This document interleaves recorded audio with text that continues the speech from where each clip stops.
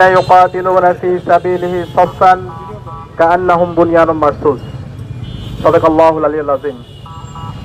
আল্লাহ পাক সুবহানাহু ওয়া তাআলা কোরআনের মধ্যে বলেছেন, নিশ্চয় আল্লাহ পাক সুবহানাহু ওয়া তাআলা তাদেরকেই ভালোবাসেন যারা দুনিয়ার মধ্যে খুবই ইউনাইটেড, যারা সুশৃঙ্খল ভাবে আল্লাহর রাস্তায় লড়াই করে এবং তাদের মধ্যে ভ্রাতৃত্ববোধটা হচ্ছে বুনিয়ানুম মারসুসের মতো, শিশিরালা প্রাচীরের নেই। আজকে আমরা সারা বিশ্বব্যাপী মুসলমানদের উপর জুলুম, নির্যাতন, নিষ্পেষণ এবং জুলুমতন্ত্রের মূল কারণ হলো আজকে আমরা মুসলিম বিশ্ব অনেক বেশি বিভাজনে লিপ্ত হয়ে গেছি।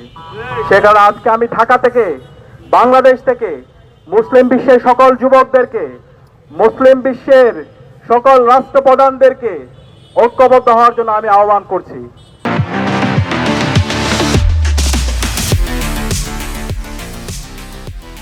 আল্লাহ রাসূল ইসলামের হাদিস আছে, রাসূল ইসলাম বলেছেন মুসলমানরা হচ্ছে একটি দেহের মতো।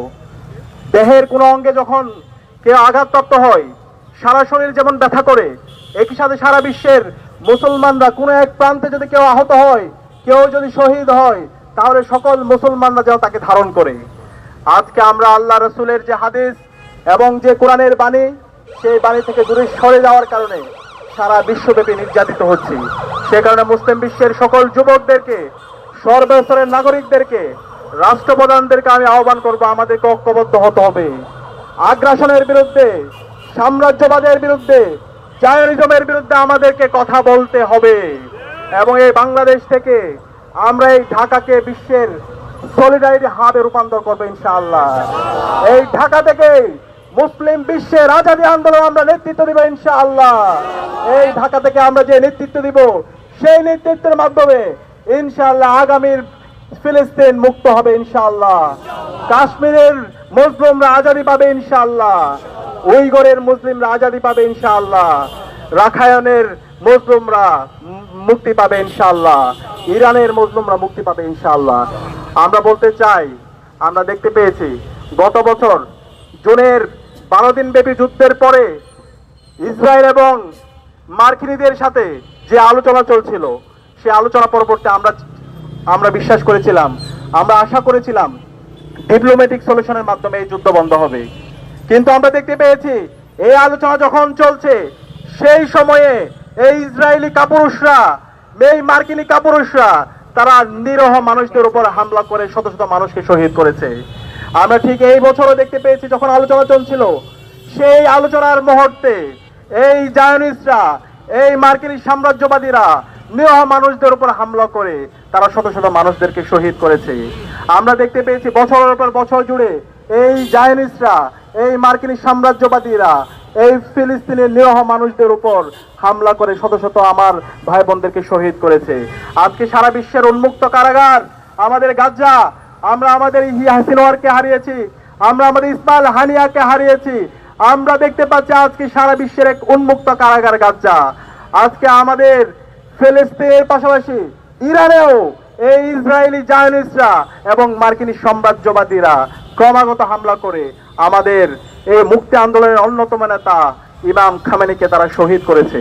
তারা ভেবেছিল ইমাম খামেনিকে শহীদ করে, ইয়াহিয়া সিনওয়ারকে শহীদ করে, ইসমাইল হানিয়াকে শহীদ করে তাদের আদর্শকে তারা থামিয়ে দিতে পারবে। কিন্তু আজকে সারা বিশ্বব্যাপী, সারা বিশ্বের মুসলিমরা, মুসলিম বিশ্বের যুবকরা তারা ইমাম খামেনি হতে চায়, তারা ইয়াহিয়া সিনওয়ার হতে চায়, তারা ইসমাইল হানিয়া হতে চায়। এবং আমরা বিশ্বাস করি মুসলিম বিশ্বের যুবকদেরকে সাথে নিয়ে আমরা এই আগ্রাসন ভেঙে দিব, আমরা এই আধিপত্যবাদ ভেঙে দিব, আমরা এই জায়নবাদ ভেঙে দিব ইনশাআল্লাহ। সে কারণে আমি সবাইকে অনুরোধ করব, আমাদেরকে ঐক্যবদ্ধ হতে হবে।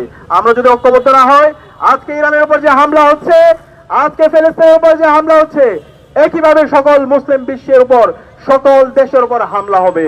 সুতরাং এই জুলুমের বিরুদ্ধে, এই অন্যায়ের বিরুদ্ধে, এই আগ্রাসনের বিরুদ্ধে, এই সাম্রাজ্যবাদের বিরুদ্ধে আমাদেরকে ঐক্যবদ্ধভাবে আমাদেরকে কথা বলতে হবে, আমাদের প্রতিবাদ প্রতিরোধ জারি রাখতে হবে। আমরা দেখতে পাচ্ছি এই মার্কিনীদের যে জাতিসংঘ, সেই জাতিসংঘটা একটা পুতুল সংগঠনে রূপান্তরিত হয়েছে। তাদের অনেক মানবাধিকারের চার্টার আছে, আপনারা তাদের মানবাধিকারের যে চার্টার গুলো আছে সেগুলো একটু পড়বেন। আইসিএসপিআর, কনভেনশন এগেইনস্ট টর্চার, অসংখ্য তারা মানবাধিকার সনদ তারা তৈরি করেছে। চমৎকার চমৎকার তারা ওই মানবাধিকার স্থলতে কথা বলেছে, কিন্তু তাদের মানবাধিকার স্থলত, তাদের এই মানবাধিকার স্থল সম্পূর্ণ দ্বিচারিতামূলক। তারা নাগরিকদের অধিকারের কথা বলে, একইভাবে তারা ফিলিস্তিনে আমার মা বোনদেরকে তারা শহীদ করে। তারা মানবাধিকার রক্ষার কথা বলে, তারা ইরানের মধ্যে হাজার হাজার নাগরিকদেরকে তারা হত্যা করে। সুতরাং এই ধরনের পুতুল সংগঠনকে আমরা ধিক্কার জানাই। আমরা বলতে চাই মুসলিম বিশ্বের যে ওআইসি আছে এবং মুসলিম বিশ্বের যত সংগঠন আছে সেগুলোকে কার্যকর করতে হবে এবং মুসলিম বিশ্বের যুবকদেরকে ঐক্যবদ্ধভাবে এই অন্যায়ের বিরুদ্ধে, এই আগ্রাসনের বিরুদ্ধে, এই সাম্রাজ্যবাদের বিরুদ্ধে, জায়নবাদের বিরুদ্ধে আমাদেরকে প্রতিরোধ জারি রাখতে হবে। আমরা বাংলাদেশ থেকে শহীদ ইমাম খোমেনিকে শ্রদ্ধার সাথে স্মরণ করছি, আল্লাহর কাছে দোয়া করছি আল্লাহ পাক সুবহানাহু ওয়া তাআলা ইমাম খামেনিকে জান্নাতুল ফেরদৌসের মেহমান হিসেবে কবুল করুক। আমাদের সাথে আদর্শিক অমিল থাকতে পারে, কিন্তু অন্যায়ের বিরুদ্ধে, জুলুমের বিরুদ্ধে, সাম্রাজ্যবাদের বিরুদ্ধে আমাদেরকে কথা বলতে হবে। আমরা যদি কথা না বলে চোখ থাকি, তাহলে আজকে ইরানের উপর যে হামলা হচ্ছে, আজকে ফিলিস্তিনের উপর যে হামলা হচ্ছে, ঠিক একই হামলা আমার উপর হবে, আমার দেশের উপর হবে, মুসলমানদের উপর হবে। সুতরাং আমাদের মুসলিম যুবকরা বেঁচে থাকতে আমরা বসে থাকবো না, আমরা আমাদের প্রতিরোধ জারি রাখবো। আমরা আল্লামা দারুল সাইদ হুজুরের ভাষায় বলতে চাই, বিড়ালের মতো 500 বছর বেঁচে থাকার দরকার নাই, সিংহের মতো 1 ঘন্টা বাঁচতে চাই। আমরা দেখতে পেয়েছি ইমাম খামেনি, ইয়াহইয়া সিনওয়ার, ইসমাইল হানিয়া এবং আমাদের যারা নেতৃবৃন্দ ছিল তারা বিড়ালের মতো বেঁচে ছিল না, তারা সিংহের মতো সারা জীবন গর্জন দিয়েছে। তারা ফিলিস্তিনের আজাদী আন্দোলনের কথা বলেছে, সারা বিশ্বের মুসলিমদের পক্ষে নিয়েছে। সুতরাং আমরা বাংলাদেশের যুবকদেরকে আহ্বান করব, সারা বিশ্বের মুসলিম যুবকদেরকে আহ্বান করব এবং সবাইকে আহ্বান করব এই অন্যায়ের বিরুদ্ধে, জুলুমের বিরুদ্ধে, আধিপত্যবাদের বিরুদ্ধে, জায়নবাদের বিরুদ্ধে আমরা ঐক্যবদ্ধভাবে লড়াই শুরু করে আমরা সারা বিশ্বব্যাপী আজাদী আনবো, সারা বিশ্বব্যাপী আমরা ইনসাফ কায়েম করবো ইনশাআল্লাহ।